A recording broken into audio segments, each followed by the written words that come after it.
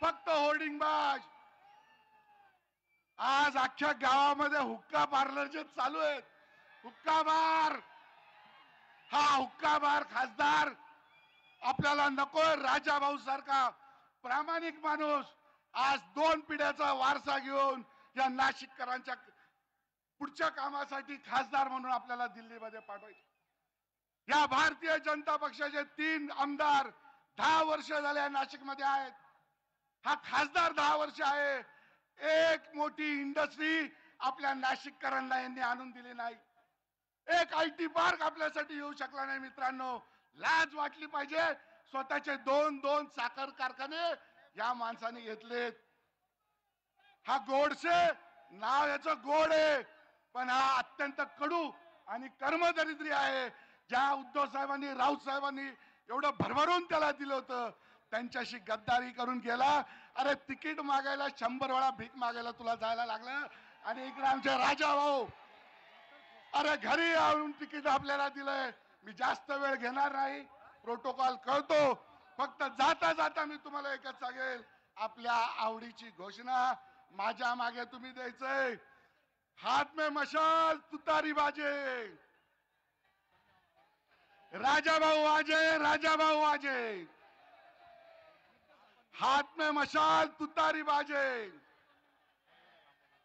राजा भाऊ आजे, राजा भाऊ आजे। जय हिंद, जय महाराष्ट्र।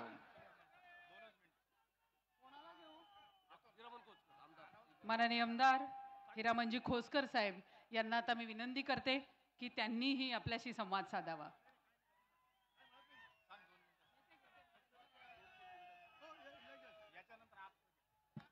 आजच्या आपल्या नाशिक लोकसभेचे लाडके उमेदवार, उद्याचे खासदार राजाभाऊ वाजे यांच्या प्रचार सभेचे आपल्या सर्वांचं महाराष्ट्राचं भूषण आपल्या उद्धवजी साहेब, पवार साहेब, थोरात साहेब यांनी दिलेले उमेदवार त्याची आज प्रचार सभा या ठिकाणी होत आहे। व्यासपीठावर असलेले सर्व माजी आमदार, सर्व प्रतिनिधी या ठिकाणी, मित्रांनो, ज्या राजा भाऊंनी गेल्या प्रामाणिकपणे 5 वर्ष या ठिकाणी विधानसभेमध्ये त्यांनी कामकाज या ठिकाणी सिन्नर विधानसभेचं सोडवलं। अतिशय सर्व नेत्यांनी या ठिकाणी, नानाजी पटोले साहेब असतील, थोरात साहेब असतील, शरद पवार साहेब, उद्धव साहेब असतील, यांनी अतिशय सर्वेक्षण करून या ठिकाणी उमेदवार दिलेला आहे। आणि आपल्या या ठिकाणी सर्वांच्या तळागाळातल्या समस्या सोडवायच्या आहे। तरी माझी कळकळीची विनंती आहे, या ठिकाणी नाशिक लोकसभेचा जो उमेदवार आपल्याला उद्याला पाठवायचा आहे, तो आजच विजय या ठिकाणी आपल्याला करायचा आहे। आपण सर्वांनी या ठिकाणी गावातले मतभेद, मग ती ग्रामपंचायत व सहकार असो, सगळे मतभेद बाजूला ठेवून, सगळे राजकीय जोडे बाजूला ठेवून राजा भाऊला या ठिकाणी एक दिलाने, एक मताने मतदान देऊन आपल्याला राजा भाऊला नाशिक आपल्या लोकसभेसाठी पाठवायचं। यासाठी माझे हात जोडून विनंती आहे की मतदार बंधूंनो, भगिनींनो, की आपण मोठ्या संख्येने या ठिकाणी उपस्थित राहिले। त्याच पद्धतीनं येत्या 20 तारखेला आपल्या उमेदवाराची निशाणी आहे मशाल, आणि त्या मशालीला आपल्याला मतदान द्यायचं आहे। एक दिवस सर्वांनी सुट्टी पाळून या ठिकाणी आपल्याला राजा भाऊला मोठ्या संख्येने आघाडी देऊन या ठिकाणी 3 लाख मतांनी या ठिकाणी मोठ्या संख्येने या ठिकाणी निवडून द्यायचा, हेच अपेक्षा करतो। थांबतो। जय हिंद, जय महाराष्ट्र।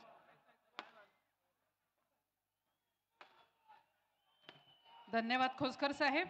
यानंतर आपसे माननीय अजित फाटके साहेब यांना मी विनंती करेन की त्यांनी 2 ते 3 मिनिटात आपलं मनोगत व्यक्त करावं।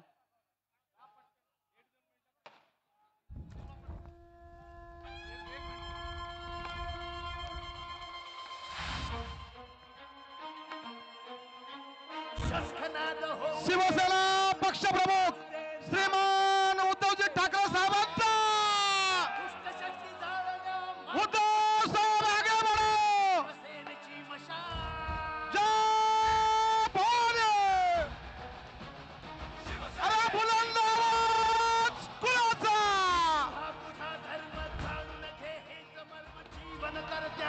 हिंदू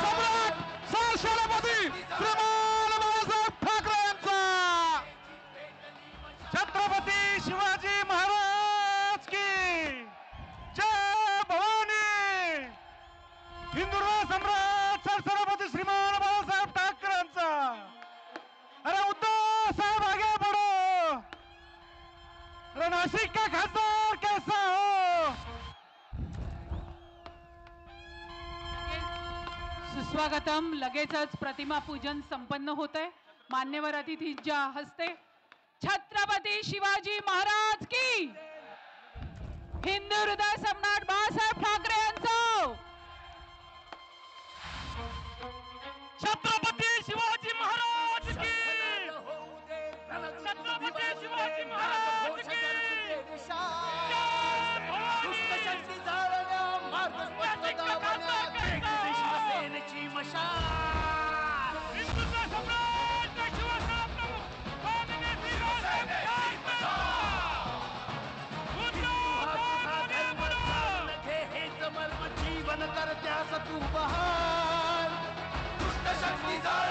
मुख्यमंत्री माननीय उद्धवजी ठाकरे साहेब यांचं आगमन झालेलं आहे आणि आमचे उमेदवार माननीय राजाभाऊ वाजे त्यांच्या सोबत आहेत. एक मान्यवर इथे आहेत. सर्वांचं मनापासून स्वागत. माननीय संजयजी राऊत यांचं सुद्धा स्वागत लगेचच आपण संपन्न करतो आहे. प्रथम स्वागत करण्यासाठी मी विनंती करते आहे जिल्हा प्रमुख, शहर प्रमुख, तसंच दत्ताजी गायकवाड साहेब, वसंत गीते साहेब, विनायकजी पांडे साहेब, बाळासाहेब या सर्वांनी मिळून माननीय उद्धवजी ठाकरे साहेब यांचं स्वागत संपन्न करावं, सत्कार संपन्न करावं अशी मी विनंती करते. सर्व पदाधिकारी आवर्जून मशाल देऊन माननीय पक्षश्रेष्ठी माजी मुख्यमंत्री आणि पक्ष प्रमुख उद्धवजी बाळासाहेब ठाकरे यांचं स्वागत करत आहेत. आणि लगेच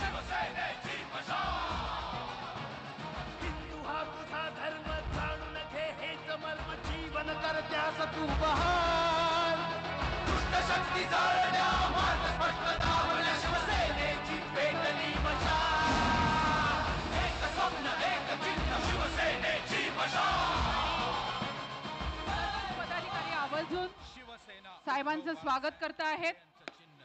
मशालच निवडा. अतिशय सुंदर हा क्षण, फटाक्यांची आतषबाजी. मोबाईल वाल्यांनी अजिबात मध्ये येऊ नका. प्रसार माध्यमांचे प्रतिनिधी इथे आहेत, त्यांना चान्स द्या. यानंतर संजयजी राऊत यांचंही स्वागत संपन्न होत आहे. दाऊदी बोहरा समाजाच्या वतीनं शब्बरीबाई काचवाला आणि मोहम्मद बोहरा यांनी स्वागत संपन्न करायचंय. आणि लगेचच प्रास्ताविकाकडे आपण वळतोय, पण त्याआधी आमचे विलासअण्णा शिंदे महानगर प्रमुख यांनी मनोगत व्यक्त करावं अशी मी त्यांना विनंती करते.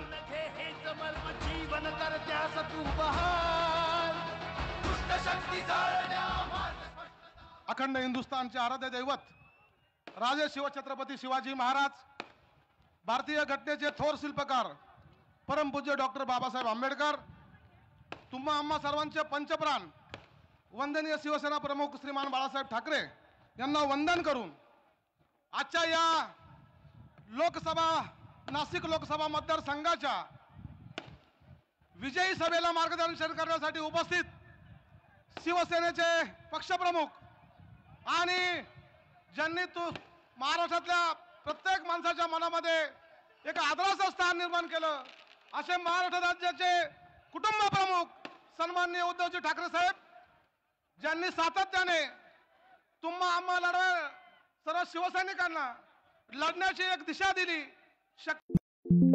आणि एक ते आदरणीय संजयजी राऊत साहेब, तसेच आपल्या लोकसभेचे भावी खासदार राजाभाऊ वाजे आणि व्यासपीठावरील सर्व महाविकास आघाडीचे सर्व नेते, सर्व पदाधिकारी आणि समोर उपस्थित शिवसेनेच्या उमेदवाराच्या पाठीमागे उपस्थित असलेले सगळे प्रामाणिक मतदार बंधू भगिनी, शिवसैनिक मित्रांनो, खरं तर ही लढाई ही गद्दार विरुद्ध खुद्दार अशी ही लढाई आहे. आणि ज्यांनी या प्रामाणिक आणि अतिशय प्रेमळ व्यक्तिमत्वाचा विश्वासघात केला त्यांना गाडण्यासाठी आपण सर्वजण उपस्थित आहोत. आणि साहेब, आम्ही तुम्हाला शब्द देतो, येणाऱ्या 20 तारखेला ज्यांनी गद्दारी केली त्यांना आम्ही धुळीस मिळवल्याशिवाय राहणार नाही. आणि राजाभाऊ वाजेंना आमचा खासदार म्हणून दिल्लीमध्ये पाठवल्याशिवाय राहणार नाही. जय हिंद, जय महाराष्ट्र. याच्यानंतर जिल्हा प्रमुख सुधाकर भाऊ वडगुजर. छत्रपती शिवाजी महाराज, भारतीय घटनेचे थोर शिल्पकार आदरणीय बाबासाहेब आंबेडकर, हिंदू हृदय सम्राट आदरणीय बाळासाहेब ठाकरे यांना त्रिवार मानाचा मुजरा, आदरणीय उद्धव साहेब, आदरणीय संजय राऊत साहेब, सन्माननीय व्यासपीठ, लोकसभेचे उमेदवार, महाविकास आघाडीचे उमेदवार आदरणीय राजाभाऊ वाजे हे प्रचंड बहुमताने या ठिकाणी विजयी होतील असा विश्वास माझ्या मनामध्ये आहे. आदरणीय उद्धव साहेबांनी उमेदवाराचं जे सिलेक्शन केलं ते अप्रतिम केलं आहे. राजाभाऊंची विधानसभेची कामगिरी आणि आता लोकसभेमध्ये निश्चितपणाने जाणार आहे तुमच्या आमच्या मताने. साहेब, हेमंत गोडसे या ठिकाणी चेष्टेचा विषय झालेला आहे आणि राजाभाऊ हे निष्ठेचा विषय आहे. निष्ठावान शिवसैनिकांना आपण तिकीट दिलं साहेब आणि प्रचंड नाशिक शहरामध्ये ग्रामीण भागामध्ये राजाभाऊ वाजेंचा प्रचार करत असताना प्रत्येक गावागावाने ठराव केलेत की आमच्या गावामध्ये हेमंत गोडसेला गावबंदी, राजाभाऊंना 100% मतदान. अनेक गाड्या परत पाठवल्या त्यांच्या आणि आपल्या उमेदवाराचं स्वागत होते, जल्लोषामध्ये स्वागत होते. लोकसभेमध्ये आदरणीय राजाभाऊ वाजे कमीत कमी 3 लाखाच्या फरकाने राजाभाऊ वाजे विजयी झाल्याशिवाय राहणार नाही. साहेब, या ठिकाणी अनेक दिवसापासून भारतीय जनता पार्टीची सत्ता आहे, परंतु अनेक मागच्या खासदाराने अनेक विकास कामांचे भूमिपूजन केलेत. लॉजिस्टिक पार्क असेल, IT पार्क असेल, गोदावरी प्रदूषणाचा मुद्दा असेल, सिन्नर फाटा ते द्वारका उड्डाणपूल असेल, पाडुर्लीचा कृषी हब असेल, इंदिरानगरचे बोगदे असतील,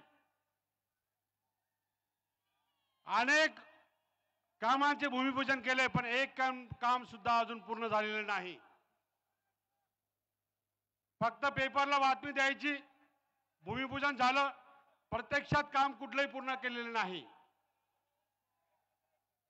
त्यामुळे हेमंत गोडसे सामाजिक दृष्टीने तर खचलेला आहे. त्यांचा एक व्हिडिओ सर्व नाशिकमध्ये फिरतोय.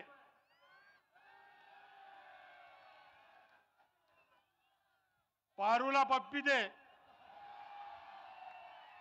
आणि हा म्हणून हेमंत गोडसे हा चेष्टेचा विषय झालेला आहे आणि म्हणून निष्ठावान उमेदवार राजाभाऊ वाजे यांना प्रचंड बहुमताने विजयी कराल अशी अपेक्षा व्यक्त करतो आणि थांबतो. जय हिंद, जय महाराष्ट्र.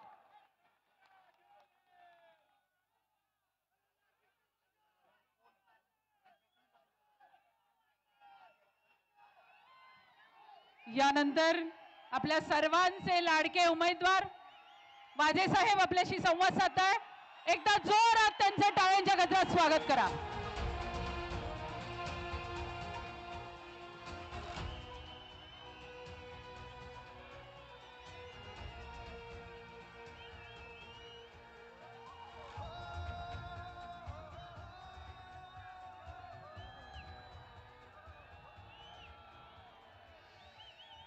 आजच्या या सभेसाठी उपस्थित असलेले पक्षप्रमुख आदरणीय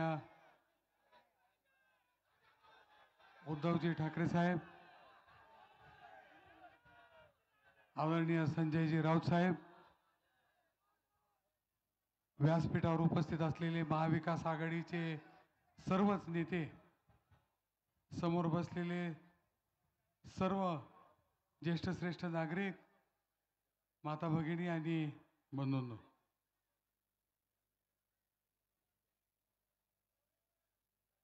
लोकसभेचा नाशिकचा उमेदवार म्हणून माझी निवड आदरणीय पक्षप्रमुख आदरणीय उद्धव साहेबांनी केली आणि जसं आपल्याला नवल वाटलं तसं मला या आश्चर्याचा धक्का बसला.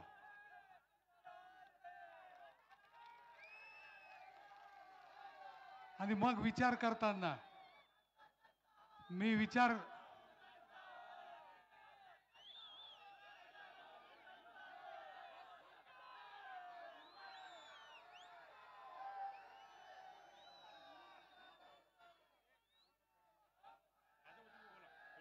मग विचार करताना मी विचार करत होतो की 2014 साली आपल्याला उमेदवारी विधानसभेची दिली, आपल्याला आमदार केलं. 2019 साली पुन्हा बोलून उमेदवारी दिली, परंतु मी त्यांचा विश्वास सार्थ ठरू नाही शकलो. आणि अचानकपणे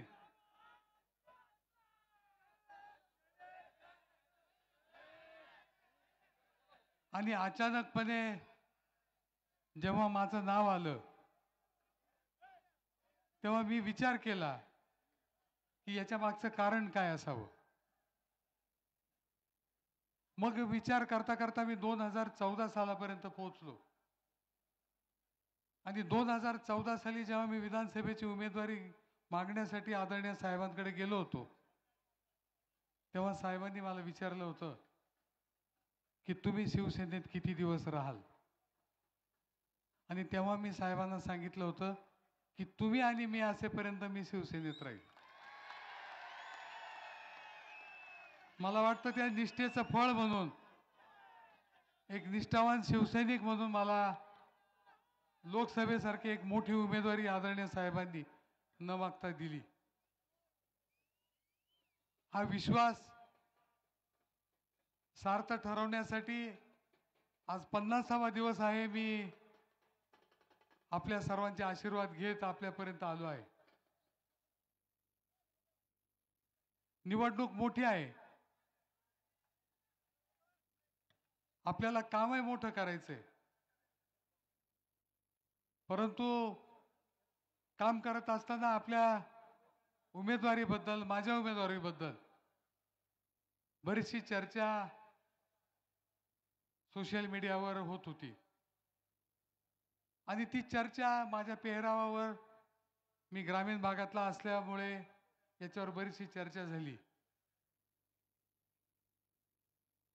परंतु तुमच्याकडे उमेदवारच नव्हता तर माझी चर्चा का करत होते तुम्ही? आणि मी जेव्हा तोडीस तोड उत्तर दिलं, आता एक 2-4 दिवसापासून एक नवीन चर्चा सुरू झाली की आपण आपलं काही काम असेल तर सिन्नरला जाणार का? हर्सुलच्या माणसाने, ठाण्यापाड्याच्या माणसाने सिन्नरला कसं जायचं? मी मागील 2 सभेत मी माझं उत्तर दिलंय की मी काम करताना गंगेच्या किनारी बसून काम करेल,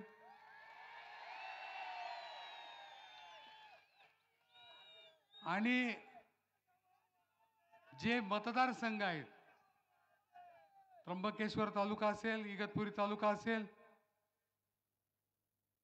नाशिक रोड देवळाली असेल, या सर्व भागात महिन्यातून 1 दिवस न चुकता जाऊन बसणार आहे.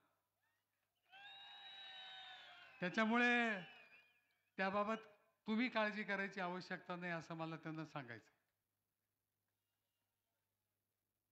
आणि म्हणून आपल्याला आता देशभरात राजकारण काय चाललंय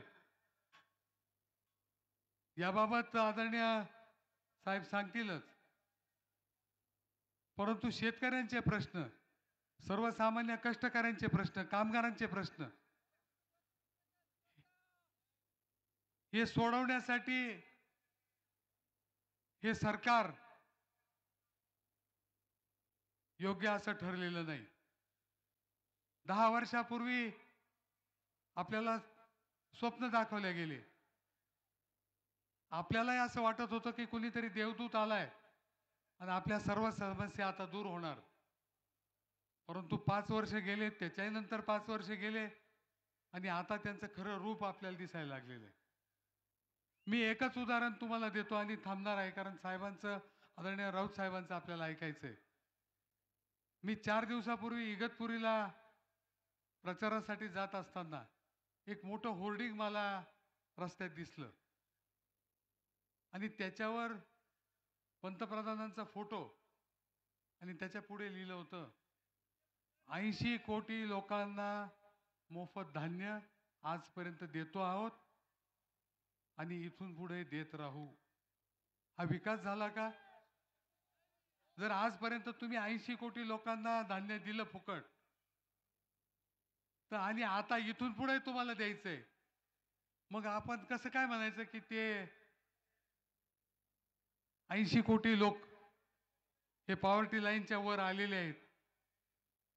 लोकसंख्या तर तेवढीच दिसती, 80 कोटी लोक तेवढेच दिसतात. आणि म्हणून मला असं वाटतं की खोट्या घोषणा हे करायपेक्षा खरं काम करायचं असेल तर महाराष्ट्राची महाविकास आघाडी आणि ज्याला भारतात इंडिया आघाडी असं म्हणतात त्या महाविकास आघाडीला आणि इंडिया आघाडीला मत दिलं पाहिजे. कामगारांचे कायदे असतील, शेतकऱ्यांचं उत्पन्न दुप्पट करण्याचा विषय असेल, या सर्व गोष्टी हे सरकार फेल ठरलेलं आहे एवढं आपल्या सर्वांना माहीत आहे. आपण सर्वजण अनुभवतो आहेत. 10 वर्षापूर्वी ज्या किमती आणि भाव वाढ होती त्याच्या बाबत बोललंच नाही पाहिजे असं मला वाटतं, कारण प्रत्येकाला त्याचा अनुभव आलेला आहे. नाशिकच्या जर समस्या म्हणाल तर गोदावरीचं प्रदूषण असेल, एकूण पर्यावरणाचा ऱ्हास होत चाललाय त्याच्याबाबत असेल, 60 ते 65% उद्योग बंद किंवा आजारी अवस्थेत असतील, कामगार देशोधडीला लागलेले आहेत, IT पार्क बद्दल जागा बदलून 2-2 वेळा भूमिपूजन झाली असतील, लॉजिस्टिक पार्क बद्दल विषय वेगळा असेल,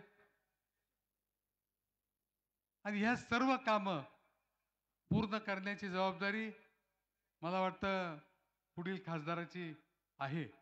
आणि जर आपले आशीर्वाद असतील तर जरूर आपण हे सर्व कामं पूर्ण करू.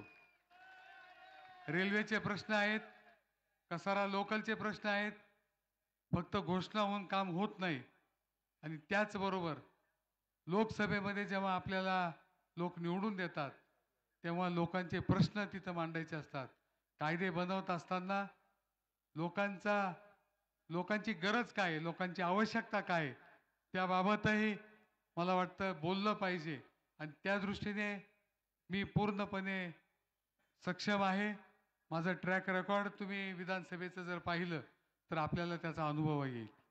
मी जास्त वेळ घेणार नाही, परंतु एवढंच आपल्याला विनंती करतो की 20 मे रोजी होणारी निवडणूक ही तुमच्या माझ्या सर्वांसाठी महत्त्वाची आहे, देशाच्या दृष्टीने महत्त्वाची आहे. आणि त्या निवडणुकीत आपण महाविकास आघाडीचा उमेदवार म्हणून मला आपण मतदान करावं. माझी निशाणी मशाल आहे. मशालीच्या चिन्हासमोरील बटन दाबून आपण मला सेवेची संधी द्याल ही अपेक्षा व्यक्त करतो. थांबतो. जय हिंद, जय महाराष्ट्र. सामाजिक धार्मिक अशा क्षेत्राचा वारसा लाभलेले माननीय वाजे साहेब 80% समाजकारण आणि 20% राजकारण करत असताना आपल्या सर्वांच्या अतिशय कॉन्टॅक्टमध्ये आहेत आणि सगळी कामं ते करतात. म्हणूनच येत्या 20 मेला मशाल या बटनाचं बटन दाबून आपण सगळ्यांनी त्यांना विजयी करायचं. एकदा त्यांच्यासाठी जोरात टाळ्या झाल्या पाहिजेत. आणि म्हणूनच की काय, भारतीय अस्मिता पार्टीचे उमेदवार ॲडव्होकेट यशवंत पारधी आणि त्यांचे अनेक सदस्य यांनी वाजे साहेबांना पाठिंबा जाहीर केलेला आहे. अखिल भारतीय ओबीसी सेवा संघ महाराष्ट्र राज्य अंबादास धनगर साहेब हे सुद्धा उपस्थित आहेत, त्यांनी पाठिंबा जाहीर केला आहे. ओबीसी सुवर्णकार समिती यांनी पाठिंबा जाहीर केलेला आहे. या सर्वांचे मनपूर्वक धन्यवाद. आणि यानंतर लगेचच आपली दणकट तोफ संजयजी राऊत.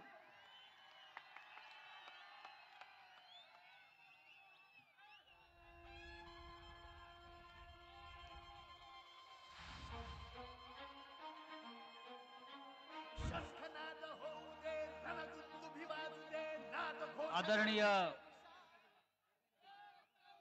शिवसेना पक्षप्रमुख उद्धवजी ठाकरे, व्यासपीठावरील महाविकास आघाडीचे सर्व मान्यवर नेते आणि या गोल्फ मैदानावर, अनंत काळाऱ्या मैदानावर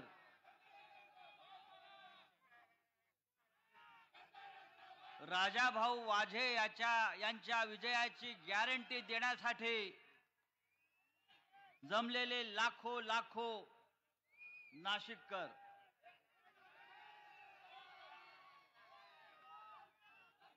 ही विराट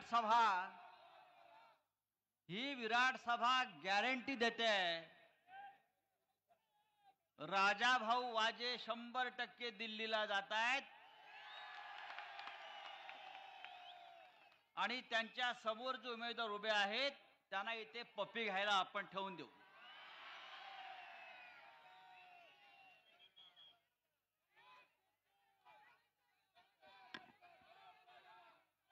राजाभाऊ वाजे यांनी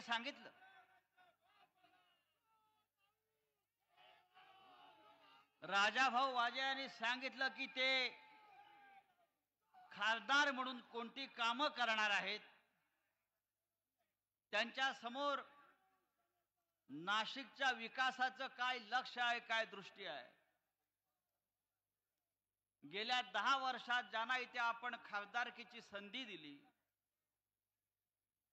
त्यांनी काय केलं हा आजही आपला पुढे प्रश्न आहे. त्यांना 50 खोकी मिळाली, 100 खोकी मिळाली, अजून काय मिळालं हा त्यांचा प्रश्न आहे.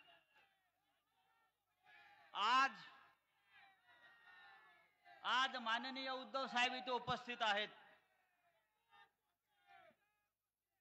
पण या देशाचे पंतप्रधान मिस्टर फेकू आपण म्हणताय, मिस्टर फेकू हे सुद्धा नाशिकमध्ये होते. हे सुद्धा नाशिकला होते. निफाड तालुक्यातल्या पिंपळगावला गेले. भाड्याची माणसं तिथे आली. भाषण करता समोरून एक तरुण शेतकरी उठला आणि त्याने प्रश्न विचारला की प्रधानमंत्री जरा कांद्यावर बोला, कांद्याच्या प्रश्नावर बोला. शेतकऱ्यांचे जे हाल चालू आहेत कांदा निर्यात बंदी नंतर त्याच्यावर बोला. तेव्हा या देशाच्या पंतप्रधानानं त्याच्याकडे रागानं पाहिलं, डोळे वटारून पाहिलं आणि फक्त भारत माता की जय, जय श्रीराम असा घोषणा देऊन निघून गेले. अरे भारत माता ही का तुमची खासगी प्रॉपर्टी आहे? तो शेतकरी सुद्धा भारत मातेचाच लेकरू आहे. तो शेतकरी सुद्धा श्रीरामाचाच भक्त आहे. तुम्ही पंतप्रधान म्हणून या शेतकऱ्यांचे प्रश्न सोडवू शकत नसाल, कांदा उत्पादकांचे प्रश्न सोडवू शकत नसाल आणि फक्त थापा मारून निघून जात असाल तर या थापाड्याची या देशाला गरज नाही. 4 जून नंतर आपल्याला त्यांना घरी बसवायचं आहे. नरेंद्र मोदी येणार आणि त्यांना आमचे शिवसैनिक काही प्रश्न विचारतील म्हणून निफाड मधल्या आमच्या अनेक शिवसैनिकांना पोलिसांनी नजरबंद करून ठेवलं, अटका केल्या. नरेंद्र मोदी शिवसेनेला अशा प्रकारे घाबरतात, महाराष्ट्राला घाबरतात, शिवसैनिकांना घाबरतात. या देशात प्रचंड प्रमाणामध्ये बेरोजगारी, या देशाची अर्थव्यवस्था साफ कोलमडलेली आहे. तरी सुद्धा नरेंद्र मोदींना एक प्रकारची घमेंड आहे की माझ्याशिवाय या देशाला पर्याय नाही. मी म्हणजे देश, मी म्हणजे इंडिया, मी म्हणजे सर्व काही. ही घमेंड उतरवायची वेळ आता आलेली आहे. नव्या भारताचा नवा मंत्र मोदीने दिलेला आहे. आपल्याला सांगू इच्छितो, हा नवा मंत्र काय की या देशामध्ये कामधंदा मंदम, मंदी प्रचंडम, जिंदगी झंडम, फिर भी घमंडम, फिर भी घमंडम. अरे कसली घमेंड आली आहे तुम्हाला?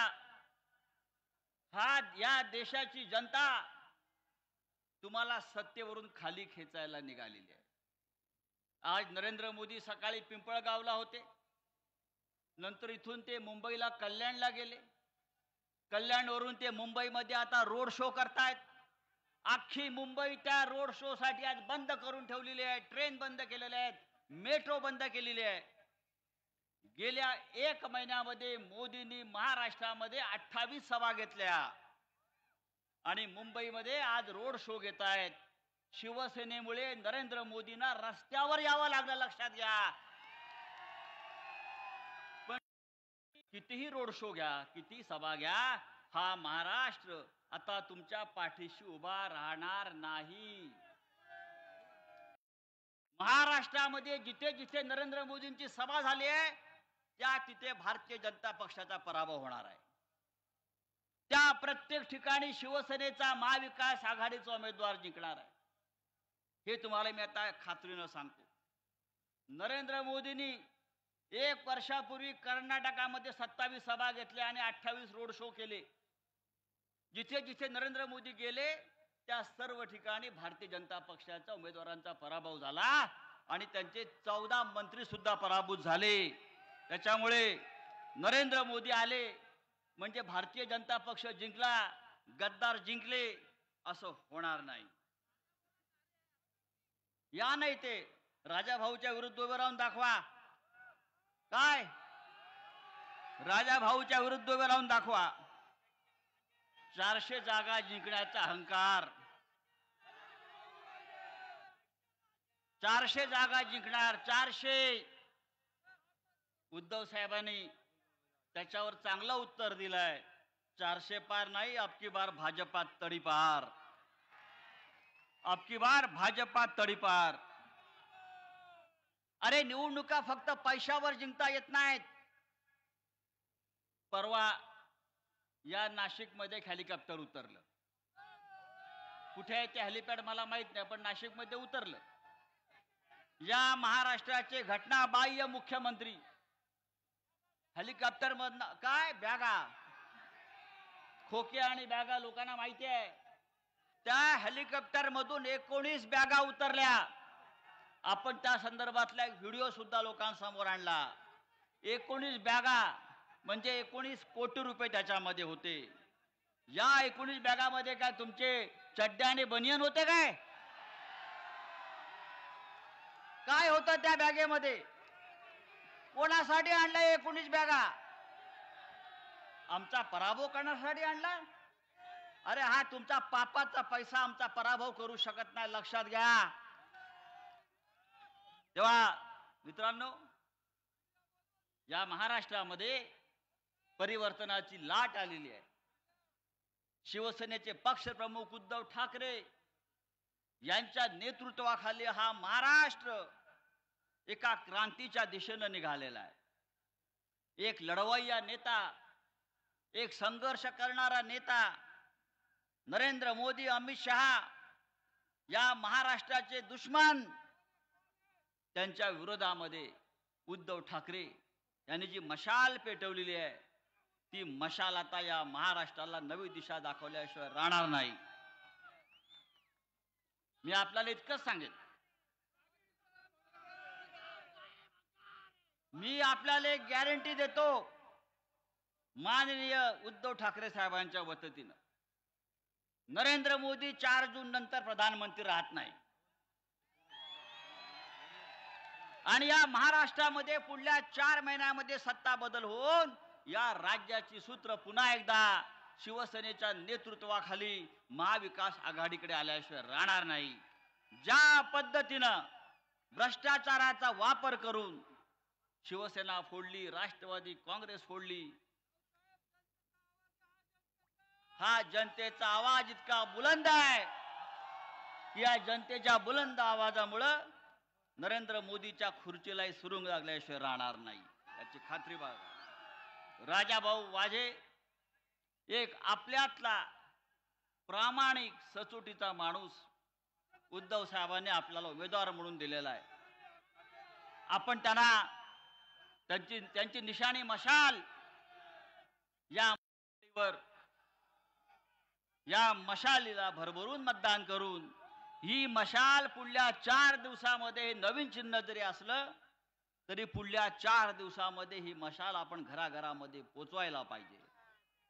आणि आपल्याला दाखवायचं आहे, तुम्ही आमचा पक्ष काढून घेतलात, तुम्ही आमचं धनुष्यबाण चिन्ह काढून घेतलात, तुम्ही आमच्यावरती हल्ले केलेत, आघात केलेत, तुम्ही आम्हाला अपमानित केलं, तुम्ही महाराष्ट्राला अपमानित केलं, पण ही मशाल यापुढे महाराष्ट्राला उजळून टाकल्याशिवाय राहणार नाही. आणि हिंदू हृदय सम्राट शिवसेना प्रमुख बाळासाहेब ठाकरे यांची शिवसेना ही शिवसेना जे नकली म्हणतायत, ही शिवसेना जे नकली म्हणतायत त्यांना आपण दाखवून द्यायचं आहे, हा विराट जनसागर नाशिकचा हा नकली नसून हा तुमच्या पराभवासाठी सज्ज झालेला रौद्र रूप धारण करणारी ही शक्ती आहे. जय हिंद, जय महाराष्ट्र.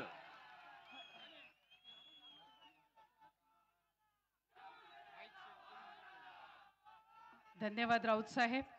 आत्ता पुन्हा एकदा माझ्याकडे सिन्नर परीट धोबी समाजाच्या वतीनं राजाभाऊंना जाहीर पाठिंबा दिलेला आहे. सिन्नर तालुका प्रमुख बंडूभाऊ जाधव आणि पदाधिकारी नगराध्यक्ष भाऊशेठ नाना जाधव, माजी नगरसेवक, त्यांचेही धन्यवाद. यानंतर लगेचच माननीय पक्षप्रमुख माजी मुख्यमंत्री उद्धवजी ठाकरे साहेब यांना मी विनंती करते की त्यांनी आम्हाला मार्गदर्शन करावं. हिंदवी स्वराज्य निर्माते राजाधिराज छत्रपती शिवाजी महाराज की. अरे जय भवानी. उद्धव साहेब आगे बढ़ो. अरे बुलंद आवाज. शिवसेनेची हिंदू हा तुझा धर्म जाणून घे, हेच मर्म जीवन कर त्यास तू बहार. दुष्ट शक्ती जाळण्या मार्ग स्पष्ट दावण्या, शिवसेनेची पेटली मशाल. जमलेल्या माझ्या तमाम देशभक्त बांधवांनो, भगिनींनो आणि मातांनो, मी नेहमी माझ्या भाषणाची सुरुवात जमलेल्या माझ्या तमाम हिंदू बांधवांनो, भगिनींनो आणि मातांनो अशी करतो. पण ही देशाची निवडणूक आहे आणि देश वाचवायचा आहे, म्हणून मी देशभक्त बांधवांनो, भगिनींनो आणि मातांनो अशी केली. आता काही जण त्याच्यावरनं टीका करतायत. बघा, यांच्या भाषणाच्या सुरुवातीतला हिंदू शब्द गेला. अरे काय हिंदू देशभक्त नाही असं तुम्हाला म्हणायचंय काय? हे सगळे देशभक्त आहेत माझे, आणि हे देशभक्तच मोदींची हुकुमशाही गाडून टाकणार आहेत. विषय अनेक आहेत, किती विषयावरती किती बोलायचं, पण काही गोष्टी आवर्जून बोलणं भाग आहे. जो उल्लेख संजय राऊत आपण केलात, आज आपले मोदीजी सुद्धा नाशिकमध्ये होते. आता त्यांना खरंच मला असं वाटतं एवढा ताण पडलाय मनावर. मध्ये कोणीतरी सांगितलं की ते झोपतच नाही. आता झोपले नाही किंवा झोप अपुरी झाली तर असं डॉक्टर सांगतात की मेंदूवरती परिणाम होतो आणि लोक काही वेळेला भ्रमिष्ठासारखे बोलायला लागतात. मोदीजी, तुम्हाला कदाचित कल्पना नसेल की स्वतः हिंदू हृदय सम्राट शिवसेना प्रमुखांनी शिवसेनेची जबाबदारी माझ्यावरती सोपवली. तरी देखील काही पावटे माहिती आहेत ना काय असतात? त्याच्या आधी एक शब्द जोडतात, पण मला जोडायचा नाही. पावट्याचा गुणधर्म तुम्हाला माहिती आहे. हे पावटे आपल्या शिवसेनेला नकली शिवसेना म्हणतात. ते शिवसेनेला जे नकली म्हणतात हे पावटे, त्यांना कुठे मोड फुटलेत माहिती नाहीत मला. आणि इथपर्यंत मजल गेले की हिंदू हृदय सम्राटांचा मी पुत्र, तेलंगणाची निवडणूक आणि त्या तेलंगणाच्या भाषणामध्ये हे मला नकली संतान म्हणालेत. मोदीजी, मी माझं बर्थ सर्टिफिकेट तुमच्याकडे मागितलं आणि तेवढी तुमची लायकी पण नाहीये. तुम्ही कोणी ब्रह्मदेवाचे बाळ, तुम्ही ब्रह्मदेवाचा अवतार तर बिलकुल नाही आहात. आणि हा महाराष्ट्र आज माझं तुम्ही सगळं चोरलत ना. चोराच्या हातात धनुष्यबाण दिलंय, पण मशाल बघा कशी पेटलेली आहे. मग त्यांना प्रश्न असा पडलाय की संपूर्णपणे देशाची फौज मोदींकडे आहे. भाजपची सगळी टिनपाटापासून मोठी भांडी कुंडी वाजणारी ही त्यांच्याकडे आहेत. तरी सुद्धा उद्धव ठाकरे ते घाबरतात, कारण तुमच्या रूपाने माझ्या भोवती जे एक शिवसेना प्रमुखांचे आणि माझ्या माचं जे आशीर्वादाचं कवच आहे, हे मोदी तुम्ही काय तुमच्या कित्येक पिढ्या राजकारणात, मी बोलतो, मी वैयक्तिक कोणाचं काढत नाही, कारण राजकारणामध्ये भाजपला पोरच होत नाहीत. आणि म्हणून त्यांना सगळी नकली संतानं म्हणजे आपल्याकडचे सुद्धा गद्दार मांडीवरती घ्यावे लागलेत. सगळे म्हणजे एका बाजूला भ्रष्टाचाराचे आरोप करायचे. 70,000 कोटीचा उपमुख्यमंत्री, तर मुख्यमंत्री कितीचा असेल? हे सगळे नकली संतानं तुम्ही, कारण तुम्हाला मोदीजी राजकारणामध्ये पोरच होत नाही. आणि म्हणून आणखीन एक त्यांनी एक नकली संतान मांडीवरती घेतलं, ते तर फारच निघालं वाह्यात. प्रफुल्ल पटेल. आज मोदीजी आले होते, माझ्या समोर सगळे बसलेत, गांधी टोपी घातलेले शेतकरी दादा आहेत बहुतेक, हो ना रे? मी काल महाराजांचा जिरेटोप, आज माझ्या शेतकऱ्याची गांधी टोपी. रोज टोप्या बदलणारा माणूस हा देशाचा पंतप्रधान पाहिजे तुम्हाला? आणि प्रफुल्ल पटेलना सांगतोय की पटेल, तुम्ही वाटेल त्याच्या डोक्यात माझ्या महाराजांचा जिरेटोप घालू नका. जरी तुम्ही प्रफुल्ल पटेल असलात तरी महाराष्ट्र तुम्हाला आपटेल. आणि कोणाच्या डोक्यावरती ठेवता तुम्ही? मोदींच्या. काय पात्रता काय त्यांची माझ्या महाराजांच्या बरोबरी करायची? कुठे आहे त्यांची जरा तरी पात्रता आहे? जे आमचे छत्रपती शिवाजी महाराज, ज्यांना आम्ही दैवत मानतो, त्यांचं राज्य कसं चालत होतं? कोणी महिलेवरती अत्याचार केला तर जिथल्या तिथे त्याचे हातपाय तोडायचे. मग तो रांजाचा पाटील असेल नंतर आणखीन कोणी असेल. आणि मोदी काय करतायत? एक तर मणिपूरमध्ये महिलांची कशी धिंड निघाली तुम्हाला माहितीये? तिकडे जातच नाही, जायची हिंमत नाही ना मोदींची ना त्या शहांची. म्हणजे जिथे माझे महाराज महिलांचा कोणी अपमान केला, महिलेवरती कोणी अत्याचार केला, तरी त्याचा शिरच्छेद करायचे. मोदी, तुम्ही तर जाऊ शकत नाही. तुम्ही महाराजांच्या जिरेटोपाला हात काय त्याचं दर्शन सुद्धा घेण्याची तुमची पात्रता नाहीये. बरं, मोदी कोणाचा प्रचार करतात? इकडे जो उमेदवार उभा आहे त्याचं काहीतरी व्हिडिओ फिरताय. मग असा ज्या व्यक्तीचा उमेदवार आहे तो महाराजांचा जिरेटोप घालू शकतो? कर्नाटकामध्ये तो प्रज्वल रेवण्णा, नाव ऐकलं असेल तुम्ही, बलात्कार करणारा माणूस, महिलांवरती अत्याचार करतानाचे व्हिडिओ काढणारा माणूस. आणि मोदी निर्लज्जपणाने सांगतायत की या रेवण्णाला मत म्हणजे मोदींना मत. हे माझ्या महाराजांची बरोबरी होऊ शकते? हा माझ्या छत्रपती शिवाजी महाराजांचा आणि माझ्या महाराष्ट्राचा अपमान आहे. प्रफुल्ल पटेल आज कदाचित बोलले तसं ऐकलं की महाराजांचा अपमान करण्याची आमची तशी काही नव्हती, पण यापुढे दक्षता घेऊ. म्हणजे तुम्हाला सुद्धा कळलंय की तुम्ही ज्यांच्या डोक्यामध्ये महाराजांचा जिरेटोप घातला ते डोकं त्या लायकीचं नाहीये, अजिबात लायकीचं नाहीये. अरे शेतकऱ्याच्या भाजीच्या देठाला देखील हात लावू नका हे सक्त आदेश देणारे महाराज कुठे? आणि नाशिक मध्ये येऊन कांदा उत्पादक शेतकऱ्यांना अडकून ठेवणाऱ्यांचे नतद्रष्ट सरकार कुठे? आज इकडे कांदा उत्पादक शेतकरी आलेत का रे? अहो पोलिसांना मी विचारतो, यांना का नाही अडवलं? हे कसे आले माझ्या सभेत? कारण ही माझी माणसं आहेत. आणि कांदा उत्पादक शेतकऱ्यांना सुद्धा सांगतोय, मी जी लढतोय ती माझी लढाई नाही, मी तुमची लढाई लढतोय. तुमच्या सगळ्यांची लढाई लढतोय मी. आणि तुमच्या भरोशावरती मी या हुकुमशहाच्या समोर उभा राहिलेलो आहे. आणि मी त्यांना आव्हान देतोय की आज तुम्हाला मुंबईमध्ये रस्त्यावरती आणलेलं आहे. या माझ्या छत्रपती शिवरायाच्या महाराष्ट्राचा जो अपमान करेल त्याला आम्ही गुडघे टेकायला लावल्याशिवाय राहणार नाही, हे आम्ही महाराजांची शपथ घेऊन मैदानात उतरलेलो आहोत. पण यांच्या मनामध्ये आकस किती आहे?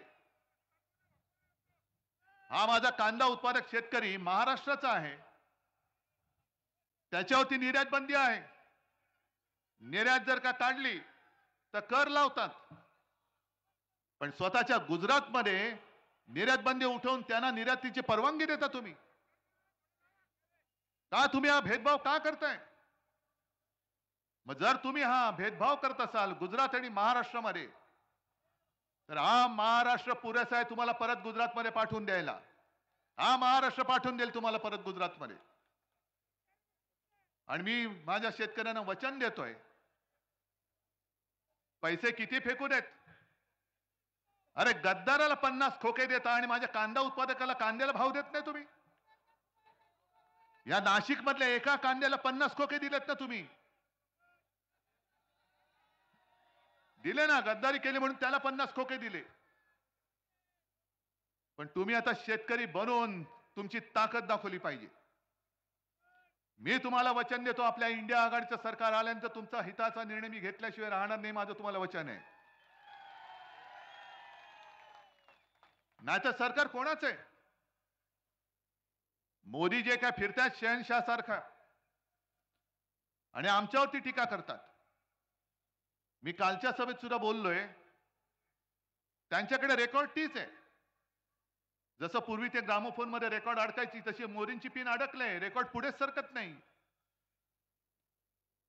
घराणेशाही घराणेशाही घराणेशाही. उद्धव ठाकरे आदित्य ठाकरेला मुख्यमंत्री करण्यासाठी लढतोय. शरद पवार सुप्रिया सुळेला मुख्यमंत्री करण्यासाठी लढतायत. अहो निदान आम्ही आमच्या मुलांसाठी लढतोय. आणि मुख्यमंत्री करायचं नाही ते जनता ठरवेल. पण तुम्ही स्वतः किती वेळेला नवरदेव बनून बोल्यावर चढणार ते पहिले सांगा. प्रत्येक वेळेला निवडणूक आली का मोदी बाबा तयार, मुंडवळ्या लावून मीच तिकडे पाठावरती चढणार.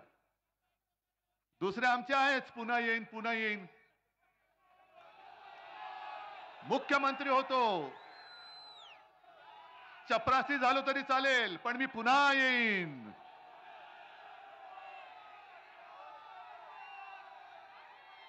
मग हे तुम्हाला पटतंय? मग आमच्याकडे तुम्ही बोट दाखवता काय आम्ही घराणेशाही केली. आणि मला तर मोदींना मी आज जाहीर आव्हानच देतोय, परत देतोय. मोदी तुम्ही वंशावळ घेऊन या. गेल्या 7 पिढ्यांची मी माझी घेऊन येतो. माझे वडील कोण, माझे आजोबा कोण, आजोबांचे वडील कोण, त्यांचे वडील कोण, त्यांनी काय काय महाराष्ट्रासाठी केले, मी काय करतोय, माझा मुलगा काय करतोय. मोदीजी तुम्ही तुमची वंशावळ घेऊन या आणि दाखवा, एकदा खरी काहीतरी दाखवा. नकली डिग्री सारखी नकली वंशावळ घेऊन येऊ नका. कधीतरी सांगता तुम्ही रेल्वे स्टेशनवरती चहा विकत होतात, कधीतरी सांगता हिमालयामध्ये गेलो होतो, कधीतरी सांगता बांगलादेशच्या स्वातंत्र्य युद्धात होते. वाटेल ते जे तोंडात येईल ते थापा मारतायत. पण आता मात्र आम्ही तुम्हाला थारा देणार नाही, अजिबात देणार नाही. कारण गेल्या 2 वेळेला 14 आणि 19ला आमचीच चूक होती. आणि मी त्याच्यासाठी पूर्ण महाराष्ट्राची माफी मागतोय, तुमची सुद्धा मागतो. कारण 19 साली आणि 14 साली मीच आलो होतो मोदींना मत द्या सांगायला. ही मोठी चूक झाली. कारण ह्यांच्या मनामध्ये जे विष आहे, हे विष आता बाहेर पडलेलं आहे. ज्या पद्धतीने त्यांनी माझा घात करण्याचा प्रयत्न केला, सोन्यासारखी माझी शिवसेना, छत्रपतींचा पवित्र भगवा, मोदी तुम्ही त्या भगव्याला कलंक लावलेला, गद्दारीचा कलंक लावलेला आहे. आणि याचा पुरावा या मिंद्यांनीच दिलेला आहे. गेल्या आठवड्यामध्ये मिंद्यांनी त्यांच्या कार्यकर्त्यांसमोर बोलताना सांगितलं, मिंद्यांनी सांगितलं की मी करेक्ट कार्यक्रम केला. आणि मग मोदी आणि शहाना सांगितलं मी माझं काम केलंय, आता पुढचं काम तुम्ही करा. आणि मग मोदीजी आणि शहाजींनी खरी शिवसेना आणि धनुष्यबाण हा आपल्याला दिला. म्हणजे तुमची लायकी नाही. या गद्दारीच्या कटाचे सूत्रधारे मोदी आणि शहा आहेत. हे डोकं न खाजवता दाढी खाजवून बोलल्यामुळे मिंदे खरं बोलून गेलेत. मोदी आणि शहाने महाराष्ट्राच्या पाठीत खंजीर खुपसलेला आहे. आणि अमित शहा ते पण असेच काल परवाकडे वसईत येऊन गेले आणि ते पण बोलून गेले नकली सेना. मी मागेच बोललो होतो, जो याच्या पुढे शिवसेनेला नकली बोलेल कोणी असेल तो बेअकली आहे. कारण जो अक्कलवान असतो त्याला एकदा सांगितल्यानंतर कळतं. पण ज्याला अक्कलच नसते त्याला किती वेळा, म्हणजे गाढवा पुढे वाचली गीता, कालचा गोंधळ बरा होता, म्हणून आम्ही तुमच्या समोर गीता वगैरे काय पठण करणार नाही. जे काय आहे तो माझा महाराष्ट्र आता तुम्हाला तुमच्या भाषेत उत्तर देईल. मी 22 जानेवारीला सुद्धा आलो होतो. 23 जानेवारीला इकडे सभा झाली होती. मला विचारतात अमित शहा 370 कलम काढलं काश्मीर मधलं, त्याच्याबद्दल उद्धव ठाकरेंचं काय मत आहे? अहो 370 कलम काढायला आम्ही सुद्धा पाठिंबा दिला ना, जाहीर पाठिंबा दिला. पण तुम्ही खरंच 370 कलम काढलेत का? 370 कलम काढल्यानंतर काश्मीर शांत झालंय का? काश्मीर मधले पंडित जे आपल्याच देशामध्ये निर्वासित होऊन संपूर्ण इकडे तिकडे पसरले होते, ज्यांना फक्त आणि फक्त हिंदू हृदय सम्राट शिवसेना प्रमुखांनी आपल्या महाराष्ट्रामध्ये आसरा दिला. मोदीजी तुमचं नाव सुद्धा कोणाला माहित नव्हतं तेव्हा. पण खरंच 370 कलम काढले? कारण मला जी माहिती मिळाली धक्कादायक मिळाली. गेल्या आठवड्यामध्ये बाजूला म्हणजे जळगाव मध्ये माझी सभा होती आणि त्या सभेमध्ये आपले वकील असीम सरोदे होते. आणि असीम सरोदेनी एक कायदेशीर मुद्दा मांडला आणि त्यांनी सांगितलं की 370 कलम काढलेलं नाही, ते काढण्यासाठी जी एक वैधानिक प्रक्रिया करावी लागते विधानसभेच्या मार्फत ती केलेलीच नाहीये. मग यांनी त्यातलं एक काम काय केलं तर 370 म्हणून त्यातलं एक पोट कलम आहे ते तूर्त निष्प्रभ करून ठेवलेलं आहे. आता तुम्ही म्हणाले तुम्ही काय सांगताय निष्प्रभ केलं म्हणजे काय केलं? म्हणजे थोडक्यात सांगायचं, हे दिवे आहेत, या दिव्याचं बटन मी बंद केलंय, दिवे काढलेले नाहीत.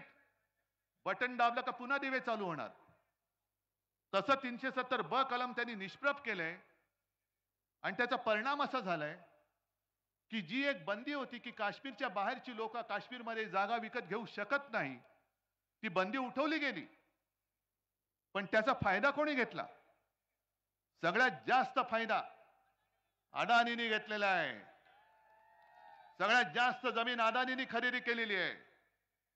आणि अदानींनी एवढ्यासाठी खरेदी केली की त्या जागांमध्ये लिथियमचा सगळ्यात मोठा साठा तिथे आहे काश्मीरमध्ये, आणि ती जागा गौतम अदानींनी विकत घेतलेली आहे. म्हणजे पुन्हा तिथली जागा आणि तिथला पैसा कुठे गेला? मोदी आणि गुजरात. आणि या लिथियमचा उपयोग आपल्या मोबाईलच्या सेल पासून अगदी हार्ट मध्ये जरी काही उपकरणं असतात तिथपासून अगदी इलेक्ट्रिक व्हेकल येतात त्यांच्या बॅटऱ्या बनवण्यासाठी या लिथियमचा उपयोग केला जातो. मग तुम्ही काय सांगताय की देश भावनेमुळे देशासाठी आम्ही 370 कलम काढलं? नाही काढलं, तुम्ही अदानीसाठी काढलेलं आहे. आणि संशय येऊ नये म्हणून अचानक मोदी अदानी आणि अंबानी बद्दल बोलले. मोठं विचित्र आहे, आकृत आहे. ज्याच्या विमानातून तुम्ही फिरलात, ज्याने भरभरून तुम्हाला सगळं काही दिलं, परदेशात जाताना पंतप्रधान म्हणून अदानी तुमचं बोट धरून सगळीकडे फिरलेत, आणि त्या अदानीबद्दल तुम्ही बोललात. राहुल गांधींना त्यांनी प्रश्न विचारला कि अदानी और अंबानी से ट्रक टेम्पो भर भर के कितना माल आपने उठाया, बोलो. तुम्ही अदानींना जरूर विचारा, राहुल गांधींना जरूर विचारा, पण संजय राऊत जे बोललेत त्याचा व्हिडिओ आहे. घटनाबाह्य मुख्यमंत्र्याच्या हेलिकॉप्टरमधनं बॅगा भरभरून माल कुठून उतरला, त्याचं मोदीजी पहिलं उत्तर द्या. पण जर काही गोष्ट खरी असेल, अडाणींकडनं टेम्पो भरभरून माल उचलला असेल, तर मोदीजी तुमचा ईडी, इन्कम टॅक्स, सीबीआय काय करत होते? काय चखणा खात बसले होते कुठल्या ठेल्यावर? काय चुना मळत का तंबाखू मळत बसले होते? मशिरी करत बसले होते? आणि तरी देखील जर का टेम्पो भरून माल गेला असेल, तर याचा अर्थ तुम्ही ती काय नोटबंदी केली होती, काळा धन नष्ट करण्यासाठी अचानक 8 वाजता आले आणि सांगितलं, भाई और बहनो, तुमच्याकडे ज्या आज खिशामध्ये नोटा आहेत, त्या आज रात्री 12 पासून ते फक्त कागदाचे तुकडे राहतील, त्याचं महत्व आम्ही काढून टाकलेलं आहे. मुझे सिर्फ 100 दिन दे दो. रडले होते. आज 3000 दिवस झाले आणि मोदीजी तुम्ही आज कबूल केलेला आहात की काळा पैसा नष्ट करण्यासाठी जी नोटबंदी तुम्ही आमच्यावरती लादली होती, ती अपयशी ठरले. याचं कारण टेम्पो भरभरून माल उठाया गया है. म्हणजे काळं धन हे आजही तसंच आहे. यांची नाटकं फार चालतात. काल अर्ज भरला त्यांनी, अर्ज भरताना मुलाखत दिली आणि मग असं गैवरून आलेलं त्यांना. त्यांच्या पाठोपाठ नॅपकिन टॉवेल घेऊन लोकच फिरत असतात, हे रडतायत कधी, आम्ही डोळे पुसतोय कधी. आणि मग त्यांनी सांगितलं, 2014 में गंगा मां ने मुझे बुलाया था और अब ऐसे लगता है कि गंगा मां ने मुझे गोद ले लिया है. मोदीजी, आनंदाची गोष्ट आहे. जर गंगा माने तुम्हाला बोलवलं असेल आणि गंगा माने तुम्हाला जर का गोद में लिया होगा, तर कोरोनाच्या काळामध्ये गंगेमध्ये जी प्रेत टाकली होती तुम्ही, तेव्हा गंगेचे अश्रू तुम्ही का पुसले नाहीत? ती गंगा आक्रोश करत होती, अरे बेटे मैंने इसलिए नहीं बुलाया. पण तिकडे चिता पेटत होत्या. हरिश्चंद्र घाट तिकडे जागा कमी पडली म्हणून कोणाचा कशालाही पत्ता नाही. त्यांनी सरळ प्रेत घेतली आणि गंगेमध्ये सोडून दिली. याच्यासाठी गंगा माने बोलवलं. गुजरातमध्ये सार्वजनिक चिता पेटल्या, याच्यासाठी तुम्हाला गंगा माने बोलवलं. आणि करोना काळामध्ये मला एका गोष्टीचं समाधान आहे, जरूर आहे.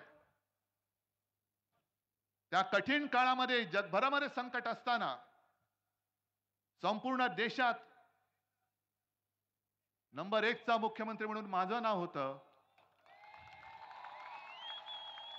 पण हे माझं श्रेय नाहीये, हे तुमचं सहकार्य आहे. मी तुम्हाला जे जे सांगत गेलो ते ते तुम्ही ऐकत गेलात, ते तुम्ही ऐकलत. म्हणून आणि म्हणूनच संपूर्ण देशात नंबर 1 चा मुख्यमंत्री म्हणून माझं नाव आलं होतं. हे माझं कर्तृत्व नाही, माझ्या महाराष्ट्राच्या जनतेचं कर्तृत्व आहे. पण तुम्ही काय करत होता? सगळीकडे होत्या आणि अमित शहा आणि हा सगळा कंपो, हा निवडणूक रोख्यामधनं हजारो कोटीचा ज्यांनी घोटाळा केले, हजारो कोटी. म्हणजे निर्मला सीतारामनचे जे पती आहेत त्यांनी तर त्याचं वर्णन जगातला सगळ्यात मोठा घोटाळा असं केलेलं आहे, जगातला सगळ्यात मोठा घोटाळा. अरे एवढं खाताय तुम्ही, खाल्लंय, ओरबाडून खाताय. आणि मुंबई आम्ही वाचवली, महाराष्ट्र आम्ही वाचवला. आमच्यावरती आरोप करताय खिचडी घोटाळ्याचा. काढा ना तुमचा घोटाळा काढा, आणि आम्ही काही घोटाळा केला असेल ते सुद्धा एकदा होऊन जाऊ द्या, उघड होऊन द्या. माझी तयारी आहे, आव्हान मी घेतोय तुम्हाला. तुम्ही किती खाल्लेत आणि मी काय खाल्ले असेल तर मी किती खाल्ले, होऊ द्या तुम्ही. पण निवडणूक रोख्यांचा तुमच्याकडे काही उपाय नाही, काही उत्तर नाहीये. 10,000 कोटी सगळ्यात मोठा घोटाळा. तो पचवता तुम्ही आणि पचलायचं वाटतं तुम्हाला. कोरोना काळामध्ये सुद्धा पीएम केअर फंड, पीएम म्हणजे काय, त्याचा फुल फॉर्म काय, काय उगाच काहीतरी नाव दुसरी काय अक्षरं नव्हती म्हणून पीएम केअर केलं तुम्ही.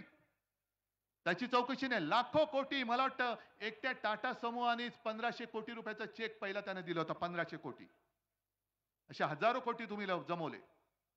इथले सुद्धा तुमचे जे आहेत भाजपवाले, भाकड जनता पक्षवाले, यांनी सुद्धा महाराष्ट्र सरकारला पैसे नाही दिले, तुमच्या पीएम केअर फंडाला पैसे दिले, पण त्याचा हिशोब कोणी मागायचा नाही.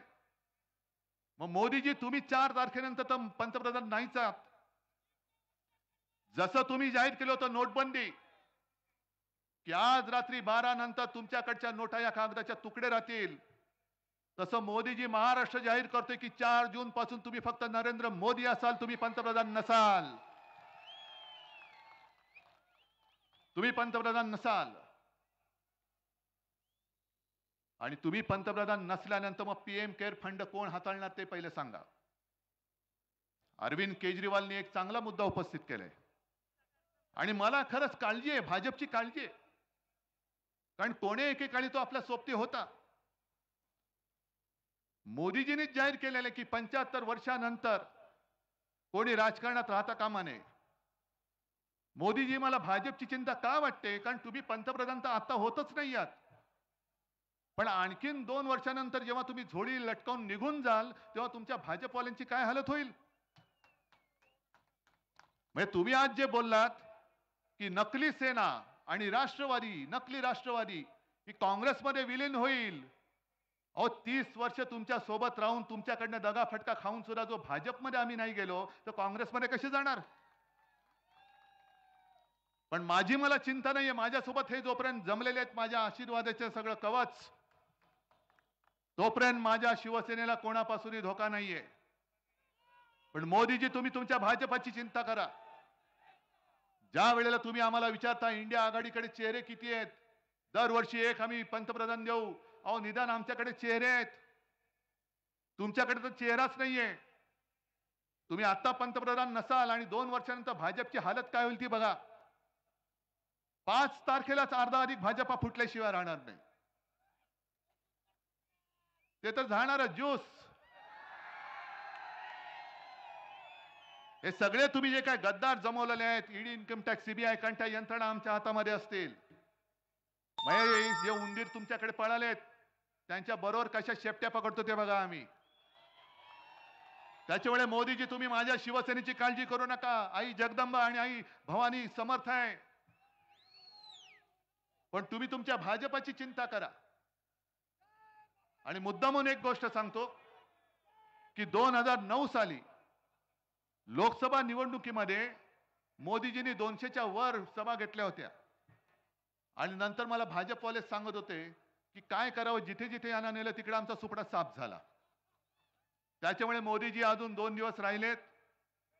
माझ्या नाशिक शहरामध्ये सुद्धा येऊन जा, सगळीकडे फिरा, म्हणजे सगळीकडे तुमचा सुपडा साफ होऊन जाईल.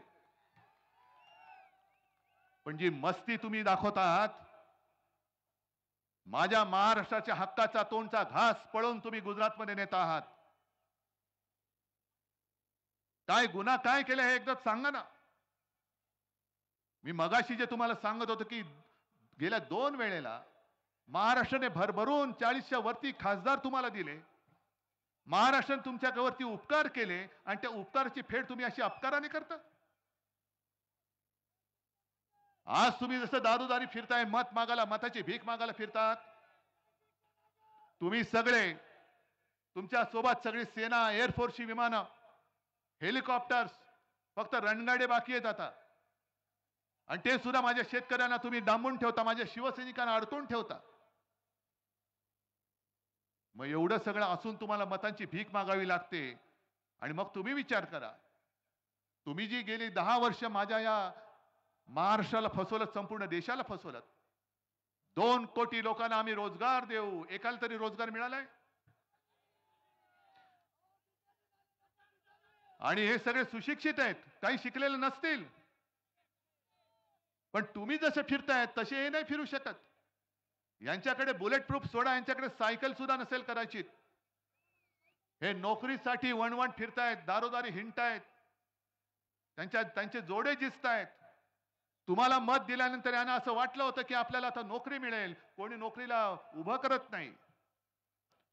उलट तुमचे जे काही सगळे गुजराती नाही, पण काही मोजके जे शेफारलेले आहेत ते सरळ जाहिरातीत सांगतात मराठी माणसाला इकडे प्रवेश नाही. ही मस्ती महाराष्ट्राने सहन करायची? या सगळ्या दमदाट्या आम्ही आमच्या घरामध्ये सहन करायच्या? अरे घेऊन जा ना, जसे आमचे उद्योग नेले तसे मस्तवाल जे तुमचे आहेत चमचे त्यांना सुद्धा घेऊन जा तिकडे. आणि प्रफुल्ल पटेलला मी सुद्धा सांगतोय की छत्रपतींनी सुरत लुटली होती स्वराज्यासाठी, आणि सुरतेचे 2 बोके छत्रपतींचा महाराष्ट्र लुटतायत. आम्ही तर त्यांना मत काही किंमत पण देत नाही. पण प्रफुल्ल पटेल, तुम्हाला महाराजांचा इतिहास शिकावा लागेल. आणि मोदीजींना सांगतोय की तुम्ही बाळासाहेब बाळासाहेब बोलताय, एक तर तुम्ही हिंदू हृदय सम्राट बोलायला शिका. कारण या देशात एकमेव हिंदू हृदय सम्राट झाले ते म्हणजे आपले शिवसेना प्रमुख बाळासाहेब ठाकरे. हे तुमच्यासारखे नकली विश्वगुरू नव्हते, तुमच्यासारखे नकली डिग्री घेऊन फिरणारे नव्हते. पण जो मी शिवसेनेचा वचननामा दिलेला आहे, त्या वचननाम्यामध्ये मी जी काही वचनं दिलेत त्यातलं पहिलं वचन मी शिवरायाची शपथ घेऊन सांगतो की इंडिया आघाडीचं सरकार देशात आल्यानंतर या 2 लुटारूंनी जो माझा महाराष्ट्राचं वैभव लुटलेलं आहे ते वैभव मी माझ्या महाराष्ट्राला पुन्हा प्राप्त करून दिल्याशिवाय राहणार नाही. शेतकऱ्यांना सुद्धा सांगतोय, कारण मी करून दाखवलेलं आहे. मी हवेत गोष्टी करत नाही. मी मुख्यमंत्री होतो तेव्हा पहिल्या अधिवेशनामध्ये माझ्या शेतकरी दादाला 2 लाखापर्यंत पीक कर्ज मी मुक्त करून दाखवलेलं आहे. आणि 5 वर्ष जर का मला मिळाली असती तर कदाचित या शेवटच्या वर्षी सुद्धा मी शेतकऱ्याला कर्जमुक्त केलं असतं. पण शेतकऱ्यांनो, तुम्हाला तुमचा हमी भाव काढा ना. तुम्ही महाराष्ट्रामध्ये इतरत्र सगळीकडे विचारा, कुठे कुठे जे जे पीक येतं, कापूस येतो, सोयाबीन येतं, तूर असेल, आणखीन काय असेल, महाविकास आघाडीच्या वेळेला काय भाव मिळत होता आणि आज किती मिळतोय काढा तुम्ही. अरे सारी महानंदा डेअरी आपली ती यांनी गुजरातच्या घशात घातली. हे लाचार, हे बाळासाहेबांचे विचार. सगळे जे काही आहे महाराष्ट्राचं ते देऊन टाक गुजरातला, पण यांची चाकरी करत राहा. हे शेळपट नेबळट हे बाळासाहेबांचे विचार पुढे नेऊ नाही शकत. डेअरी दिली ती दिलेच, वरती 250 कोटी रुपये दिले. अंगणवाडी सेविकांच्या मानधनामध्ये काही वाढ नाहीये. 74,000 आशा सेविका यांना गेले 3-4 महिन्यापासून मानधन मिळत नाही, कारण केंद्राचा हिस्सा मिळत नाहीये. मोफत उपचारासाठी जे काही दवाखाने उघडले होते, होतेच मोफत उपचार. मग काय, नोकरी मिळत नाहीये, शेतकऱ्याला हमी भाव मिळत नाहीये, पीक विमा मिळत नाहीये, शिक्षण मिळत नाहीये, आरोग्याची सुविधा नाहीये, जनधन योजना. बरं, ती आणखीन एक काहीतरी योजना आहे, प्रधानमंत्री सन्मान योजना. शेतकऱ्याच्या खात्यात 6,000 रुपये देणार. मिळाले असतील तुम्हाला? मिळालेत ना? नाही, काही जणांना मिळालेत. पण ज्यांना मिळालेत त्या एका शेतकऱ्याचं बोलकं आहे, प्रतिक्रिया बोलकी आहे. त्याला विचारलं की तुम्हाला 6,000 मिळाले का? हो मिळाले. मग आता भाजपला मत देणार का? मोदी सरकारला देणार का? तुला का म्हणून देऊ? आम्ही खत घेतो, त्या खतावरती 18% जीएसटी, आता थोडी कमी केले वाटतं. बी बियाण्यावरती जीएसटी, कीटकनाशकावरती जीएसटी, ट्रॅक्टरचं जे कर्ज आहे त्याच्यावरती व्याजदर जास्त आहे आणि गाड्यांवरचा व्याजदर कमी आहे. मग शेततळ्यावरचं प्लास्टिक आहे त्याच्यावरती जीएसटी, कृषी पंप घेतला जीएसटी. मग हा एवढा सगळा हजारो रुपये तुम्ही घ्यायचे आणि आम्हाला 6,000 रुपये वर्षाला भीक म्हणून देताय? द्यायचं मत? म्हणजे तुम्हाला पिळून काढायचं, लुटायचं आणि वरती सांगायचं 6,000 रुपये देतो. पण घेतात किती? समजा 1 लाखाचं खत तुम्हाला लागत असेल, त्याच्यावरती 18% होते, 18,000 गेले आणि वरती दिले 6,000, म्हणजे 12,000 खतातच गेले. म्हणून मी तुम्हाला वचन देतोय, जे जे तुम्हाला उपकरणं, बी बियाणं, कीटकनाशक लागेल इंडिया आघाडीचं सरकार केंद्रात आल्यानंतर तुमच्या सगळ्या याच्यावरचं मी जीएसटी रद्द केल्याशिवाय राहणार नाही. इकडे व्यापारी सुद्धा असतील गुजराती. आमची तुमची काही दुश्मनी नाहीये. आमची दुश्मनी महाराष्ट्राच्या लुटारूंशी आहे, तुमच्याशी नाहीये. आणि इंडिया आघाडीचं सरकार आल्यानंतर जे गुजरातच्या हक्काचं असेल ते आम्ही जरूर देऊ. पण महाराष्ट्राचं ओरबाडून तुम्ही नेणार असाल तर तो तुमचा महायुतीचा महाराष्ट्र ओरबाडणारा हात आम्ही इथल्या इथे कापून टाकल्याशिवाय राहणार नाही. हे व्यापारी सुद्धा आज पिडले जात आहेत. जीएसटी मध्ये जरा इकडे तिकडे कुठे काही झालं की लगेच उचलतात आणि टाकून देतात तुरुंगात. काही जणांना नोटीस देतात आणि मग काय, चंदा दो आणि धंदा लो.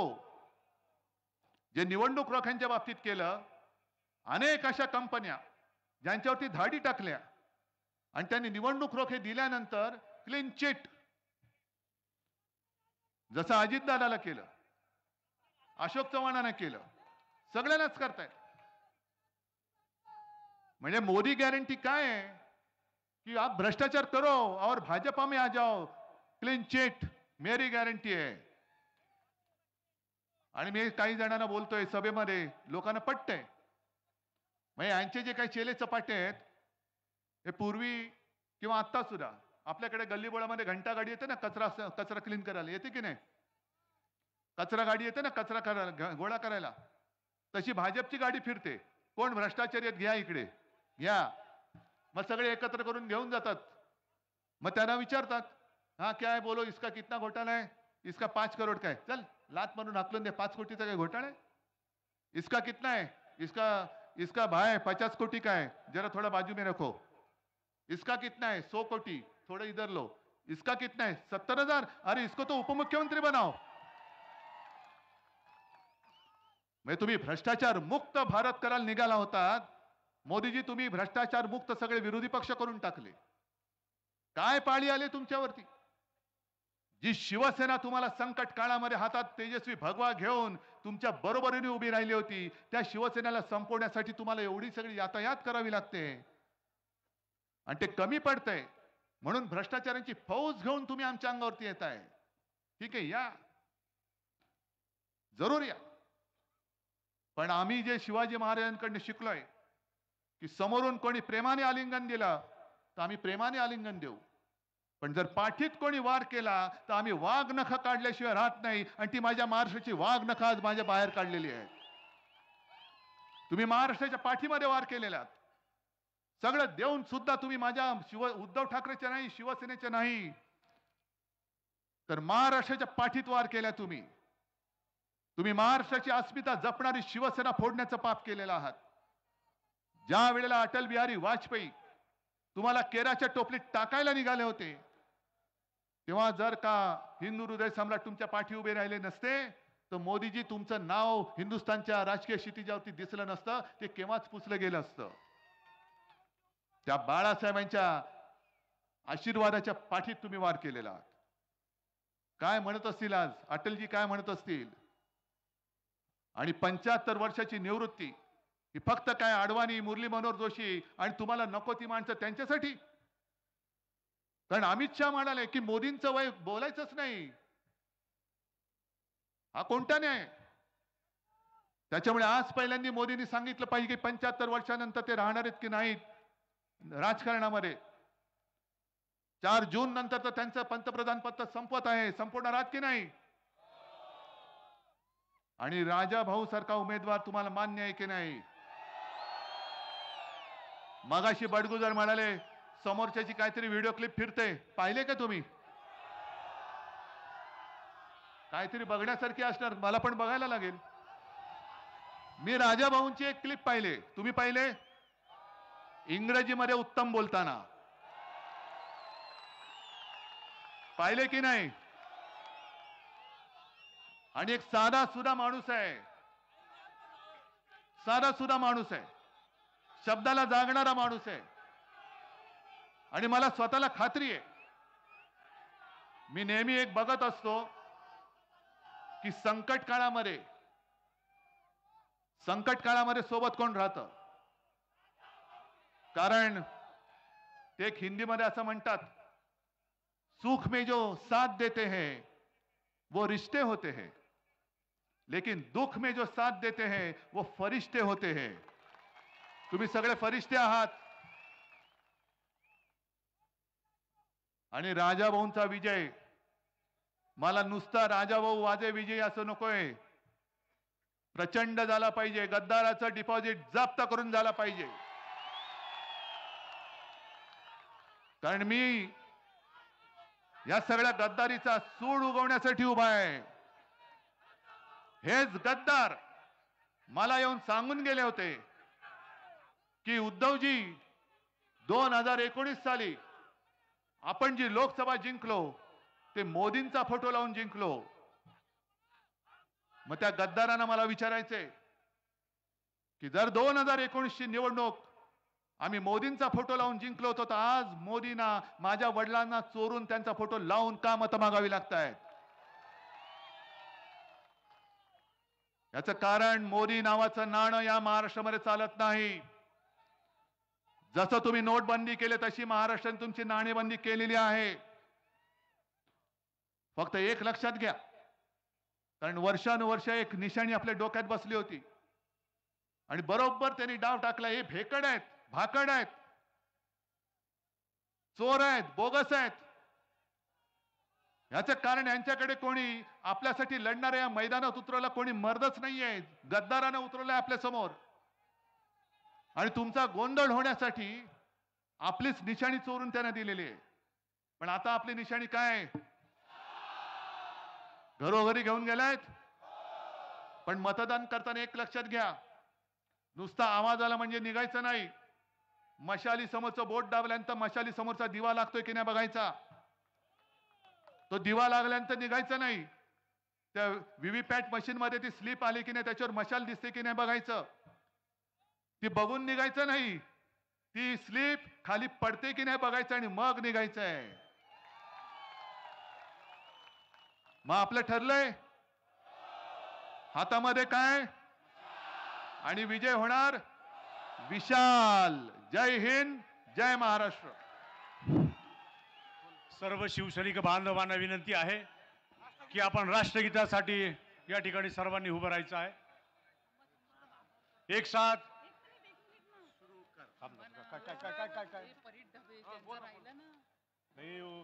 जनगण मन अधिनायक जय हे भारत भाग्य विधाता.